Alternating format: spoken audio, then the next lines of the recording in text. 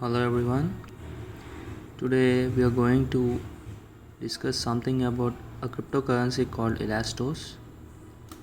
Actually, this project was founded by Rong Chen. He worked in Microsoft for 10 years as a software developer, and after that he started working on a project where the whole idea was to decentralize the internet. He decided to do this by building a decentralized operating system.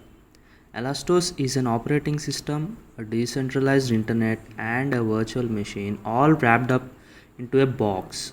It aims to provide security to the user by using blockchain as an internet rather than standard TCP/IP. And this is done using a Elastos virtual machine called Elastos Runtime. Let me illustrate this with an example. Suppose a hacker wants to hack into your data. That's not possible because we don't use a standard IP or standard internet.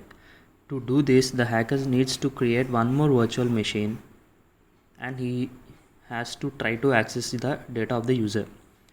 But that cannot, even if he access the data, he will only be knowing that uh, he can only search that if there is a certain file or not.